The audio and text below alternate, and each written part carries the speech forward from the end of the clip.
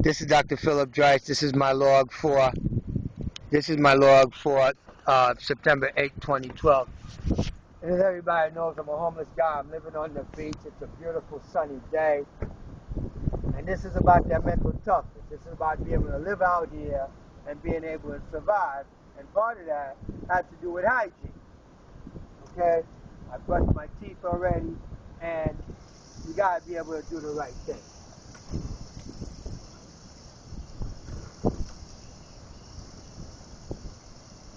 Because when I do this, people, I just want you to understand this is for real. I'm going to go to Jamaica. I'm going to take me a shower, go to my storage unit, change my clothes. And this is the life that I've got to live.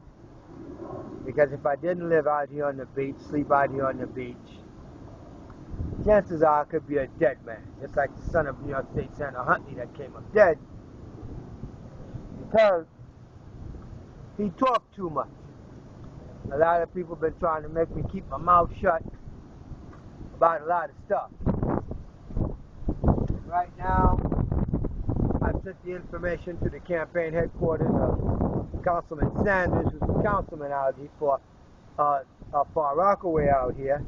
And I ran into a Miss Laura with a little British accent and everything. And I just hope that you black politicians understand.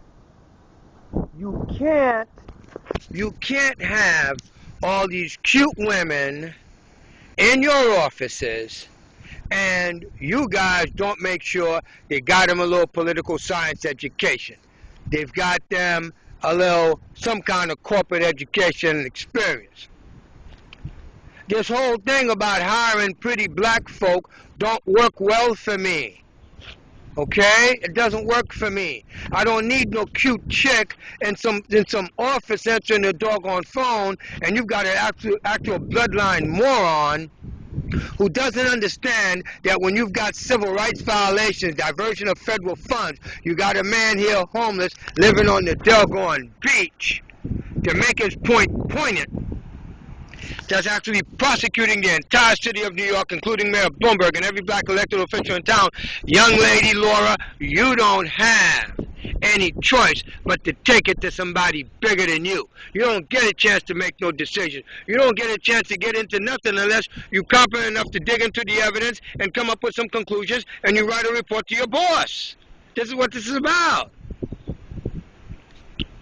Not wasting a graduate level education and all of this in order to have some she-male, some Anglo she-male try to tell me, oh, you're not being a good freaking Negro, you're not keeping your freaking mouth shut. You like, I never heard of this before. I can't deal with these bloodline morons, idiots, and cretins that y'all put in these offices. He's decorating your office with a bunch of pretty freaking broads. What the hell is that about? But that's all right. That's all right. I'm a French green card guy, former United States Army Special Forces. I'm going to Canada because I'm too good a patriot to stay in this country. And when I got here, black people was number 2. Now you're number 5. What is that about? You done lost a congressional district. Why? Because this is for the first time in history, there's a mass migration of black people back down south. What's that about? That's because something coming from across the doggone border from down south and displacing you up here, and your black elected officials are sitting in Congress and your state offices, and they writing these things that's allowing all these people to come here and jacking your black stuff.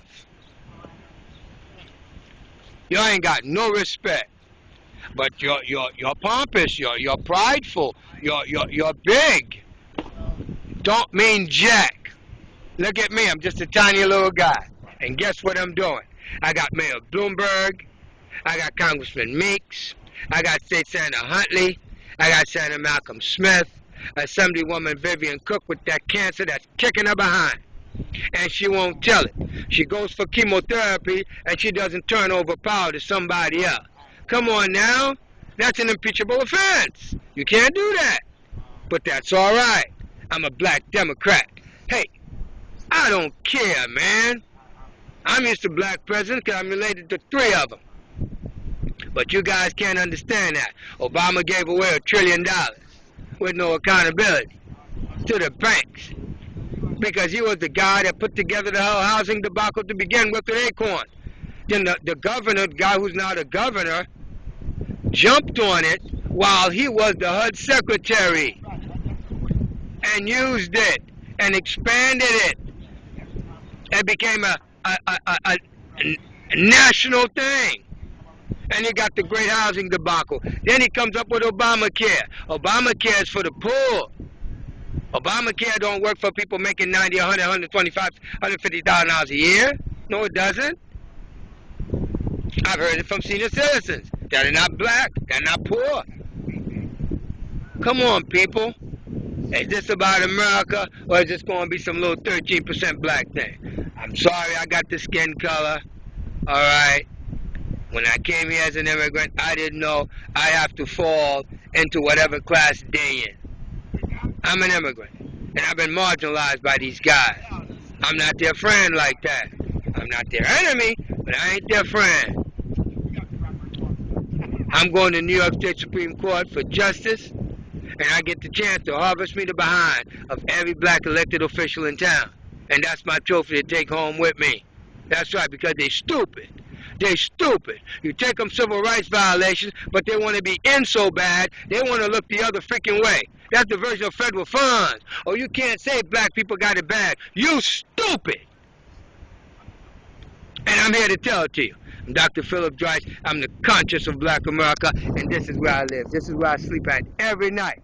Every night I sleep right here. I don't need no charity. I don't need no help. I don't want no welfare. I don't need no food stamps. I don't need nothing. I got money. This is a protest.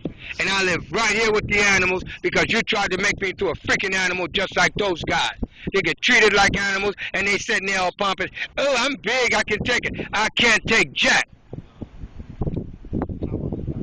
I'm not going to get assimilated into this cockamamie nonsense you guys are living in. And you're trying to make you something. Ain't you quit trying yet?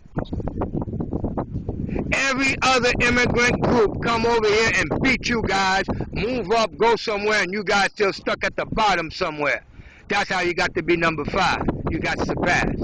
Hey, I'm sorry. The truth is the truth, it might hurt, but I'm telling it to you for you to do something about it and to hold your elected officials to accountability, people. That's why you listen to me. That's why why do you think you come to my channel? For me to tell you the truth, but nobody else will tell you. Nobody else will tell it to you. Oh, I'm black and I'm proud. You proud of what? You proud of what? You ain't got nothing to be proud of if you're black in America. Because most of you are poor. And you'll make a life of this. Y'all even like breeding. What are you breeding for? To make another black Negro to suffer here in this country instead of moving to somewhere else and watch the slavery off of you. Come on now. I was born free somewhere else. Because we fought for it. We ain't no bunch of cowards. And I'm not coming to America, going to the army, fight for you, come back, and you're going to put me right back in the freaking ghetto with the rest of the freaking monkeys. You got to be crazy. That's stupid. Now I'm going what? Get up and go marry the same idiot that ain't going nowhere. You a home attendant. What's that about? That's because you didn't go to school. You don't want to go to school. You think you're cute. You think you're cute. As long as you got some tight stuff around that fat, you think you got something going. You stupid. You have your nice day. Take a look at what I got here. You see this? That's just heaven. That's just absolute heaven. And that's how I get a chance to tell you that whatever you think I'm suffering through, I ain't doing it for you. I ain't doing it for you. I'm doing this for me. Because every time I try to do something for you, I get disrespected. No good goes unpunished being around you. And guess what? You're a despicable group to be around. But I gotta save you. That's my money. That's my economy. It's my economy. I'm going to take all your black leaders, I'm going to tie them up the hog time into a nice little piece of litigation. and I'm going to take them to task because they're a bunch of cowards, they're a bunch of traitors, and that should be an example to you. Alright? That should give you enough heart to be able to fight for something instead of singing and dancing and marching. Marching don't get you jack. Singing and dancing and praising some kind of corpse on a freaking cross thinking Jesus Christ coming to save you. Jesus Christ ain't coming to save you. Jesus Christ was that same corpse on the cross that came to get you from Africa. And you think he's going to save you in America. You stupid. You're actually stupid. You stupid. And I'm here to tell it to you, and that's my business. The black conscience of America. Bye.